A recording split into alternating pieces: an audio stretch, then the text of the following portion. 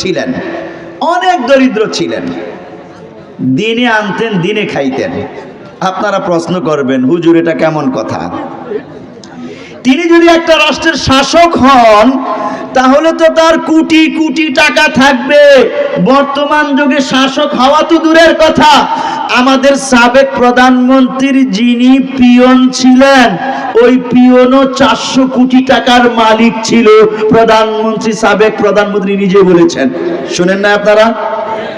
ওরে বাবা, ওরে বাবা, হ্যাঁ, বড় চেয়ারের দায়িত্বশীলের একজন পিয়ন হয়েও যদি 400 কোটি টাকার মালিক হয়, আপনি কি মনে করেছেন ও কি ওই চাকরি করে 400 কোটি টাকার মালিক হয়েছে? কিভাবে হইল? চুরি, বাটপারি, দুর্নীতি যা যা আছে সব। আর কি বিস্ময়কর কথা, এটা আবার গর্ব করে বলে তৎকালীন একজন প্রধানমন্ত্রী নামক প্রাণী। হ্যাঁ, বলেন যাব কোথায়? আমাদের লজ্জা শরমটা গেল কোথায়? লজ্জা শরমের মাথা খেয়ে ফেলেছি। ক্ষমতা পাইলেই বুঝি এইভাবে লজ্জা শরম উদয় হওয়া লাগে। নিজের পিয়ন 400 কোটি টাকার মালিক হয়েছে দুর্নীতি করে, অন্যায় অপরাধ করে, এটা আবার মুখ ফুলিয়ে গর্ব করে বলে। ওরে বাবা! দেখুন, আমি যেই সাহাবীর কথা বলছিলাম তার নাম কি বললাম? হযরত সাঈদ। সাঈদ নামটা মনে রাখবো। আমাদের বাংলাদেশে 24-এর শহীদ নাম কি?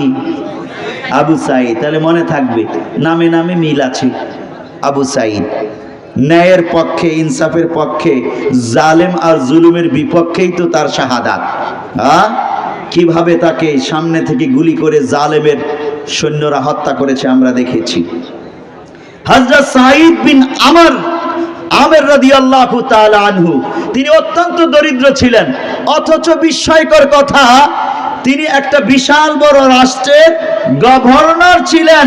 সিরিয়া রাষ্ট্র, যেটা বাংলাদেশের তুলনায় অন্তত 15টা বাংলাদেশের সমান বিশাল বড় এক রাষ্ট্রের গভর্নর, শাসক ছিলেন সাঈদ বিন আমর।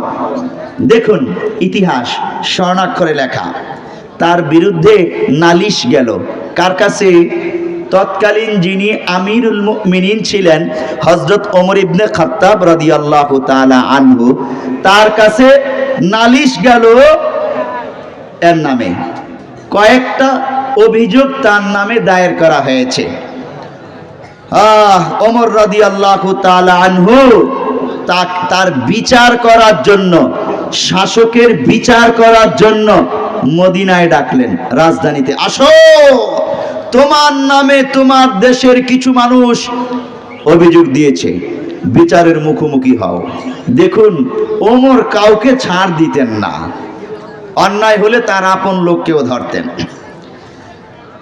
তো ওমর রাদিয়াল্লাহু তাআলা ফরমান জারি করার পর এই সাহাবী রওনা হয়ে গেছে। সাথে কি নিছে? সাথে নিছে অল্প একটু খাদ্য, শুকনা রুটি আর একটা পুটুলি, আর গায়ে ছিল তালি দেওয়া জামা, একটা জুব্বা গায়ে ছিল। জুব্বাটা ছিঁড়া বিভিন্ন জায়গায়, তো ওটা ছিঁড়ে গেছে, তো কি করবে? সেলাই করা, তালি দেওয়া। গরিব মানুষ তো, একটাই জুব্বা। বলবেন এটা কেমন কথা? রাষ্ট্রের তিনি শাসক, একটা মাত্র জুব্বা। দেখুন, একদিনের কথা আমি বলছি। ওমর রাদিয়াল্লাহু তাআলা আনহু রাষ্ট্রের দরিদ্রদের জন্য হাদিয়া পাঠাইতেন। তো মদিনা থেকে সিরিয়া রাষ্ট্রের জন্য হাদিয়া আসছে এবং তালিকা চাইছে অর্থমন্ত্রীর কাছে সিরিয়ার, যে তোমার দেশের সবচেয়ে দরিদ্র 100 জনের তালিকা আমার কাছে পাঠাও, তাদের জন্য হাদিয়া দেব। 100 জনের তালিকা পাঠাইলো ওমর রাদিয়াল্লাহু তাআলা আনহু এর কাছে। ওই 100 জন দরিদ্র মানুষের মধ্যে 1 নম্বর দরিদ্র মানুষ হিসেবে যার নামটা 1 নম্বরের তালিকায় এসছে, তিনি হলেন সিরিয়ার গভর্নর সাঈদ বিন আমের রাদিয়াল্লাহু তাআলা আনহু। আল্লাহু আকবার। ওমর রাদিয়াল্লাহু তাআলা আনহু তালিকাটা দেখে অবাক হন। কি রে, আমার প্রদেশের গভর্নর দরিদ্রদের তালিকায় 1 নম্বরে নাম। আপনি কল্পনা করতে পারেন কত বিস্ময়কর ঘটনা।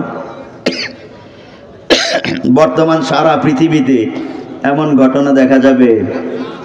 আরে যারা পালিয়ে গেছে ফেসিবাদের, এক একজনের কোটি কোটি ব্যাংক ব্যালেন্স দেশের বাহিরে পাচার করেছে। ওরে সর্বনাশ! সিন্ধুকেও লাখ লাখ কোটি কোটি টাকা ধরা পড়ার সময় টাকাও ধরা পড়ে, মানুষও ধরা পড়ে, টাকাও ধরা পড়ে সিন্ধুকের ভিতরে। 1 টাকা 2 টাকা না, কোটি কোটি টাকা। আচ্ছা, এই সাইদ বিন আমের, তাহলে তিনি ধনী তো হইতে পারতেন, কেন তিনি সারেন্ডার করলেন? কার কাছে সারেন্ডার করলেন? কাকে খুশি করার জন্য তিনি দুর্নীতি করলেন না? আল্লাহ! সাইদ বিন আমের ওমর ইবনে খাত্তাব রাদিয়াল্লাহু তাআলা আনহুর পক্ষ থেকে ফরমান পাওয়ার পর অভিযোগের উত্তর দেওয়ার জন্য সিরিয়া থেকে রওনা হয়ে যায়। সাথে মাত্র একটা পুটুলি খাদ্য আছে, একটা লাঠি আছে হাতে, আর একটা সিরা জামা গায়ে দিয়ে রওনা হয়েছেন। ওমর রাদিয়াল্লাহু তাআলা আনহুর দরবারে গিয়ে হাজির হয়ে যায়। হযরত ওমর রাদিয়াল্লাহু তাআলা আনহু, ওই যে বলতেছিলাম 100 জনের তালিকা দরিদ্র ব্যক্তির প্রত্যেকের নামে 1000 টাকার থলি পাঠিয়েছেন। সাইদ বিন আমেরের নামেও 1000 টাকার একটা থলি এসেছে সাহায্য। চিন্তা করতে পারেন, রাষ্ট্রের গভর্নরের জন্য 1000 টাকার সাহায্য বরাদ্দ হয়েছে। ওটা তিনি হাতে পাবার পর বললেন, ইন্না লিল্লাহি ওয়া ইন্না ইলাইহি রাজিউন। তার মানে আমাকে ওমর ইবনে খাত্তাব 1000 টাকার সাহায্য পাঠাইলো কেন? কে আমার নামে তালিকা দিল? জানতে পারলেন ওমর চাইছে তাই দিয়েছে, কিছু তিনি বলেন নাই। এই 1000 টাকার থলি ধরেই দরিদ্রদের মাঝে বিলিয়ে দিয়েছেন। সুবহানাল্লাহ বলি। তিনি যেই বেতন পাইতেন, ওই বেতন সামান্য কিছু রেখে বাকিটা দরিদ্রের মাঝে বিলিয়ে দিতেন।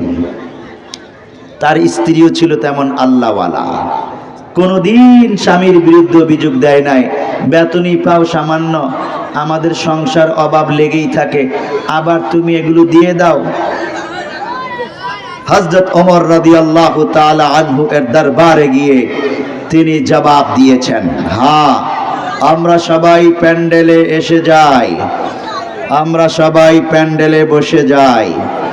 আমাদের কাঙ্ক্ষিত মেহমানের কণ্ঠের আওয়াজ শুনতে চাইলে দ্রুত প্যান্ডেলে বসে যায়। প্যারে হাজিরিন, আমি লম্বা সময় ধরে আলোচনা করছি, আমার কণ্ঠ বসে যাচ্ছে, শেষের দিকে আমার আলোচনা। ওমর রাদিয়াল্লাহু তাআলা আনহুর দরবারে যাওয়ার পর জিজ্ঞাসা করলেন, প্রথম অভিযোগ, তুমি কেন দেরিতে বাড়ি থেকে বের হও? সকালে কেন দেরিতে বাড়ি থেকে অফিসে যাও, রাষ্ট্রীয় যে অফিস? হযরত সাইদ বিন আমের জবাব দেন, আয় আমিরুল মুমিনিন, আমার টাকা নাই কাজের লোক রাখার মতো, আমার স্ত্রী অসুস্থ, একা সব কাজ করতে পারে না, সকালবেলা কাজে আমার স্ত্রীকে সাহায্য করি আমি, ওই সংসারের কাজ করতে করতে একটু দেরি হয়ে যায়, এই জন্য সকালে একটু বিলম্বে আমি অফিসে পৌঁছি। আয় আমিরুল মুমিনিন, এছাড়া আমার কিছু করার নাই, সংসার আমার স্ত্রী না হয় খুব কষ্ট পাবে। ওমর ইবনে খাত্তাব খুশি হয়ে যান। আরে এটা কোনো অভিযোগ হইল? কে অভিযোগ দিল এইভাবে? সংসারে স্ত্রীকে সাহায্য সহায়তা করা এটা তো ভালো কাজ। 2 নম্বর অভিযোগ, রাতে কেন তুমি সাড়া দাও না? মানুষ তোমাকে ডাকতে আসলে তুমি রাতের বেলা কেন সাড়া দাও না? এই অভিযোগ তোমার বিরুদ্ধে এসেছে। সাইদ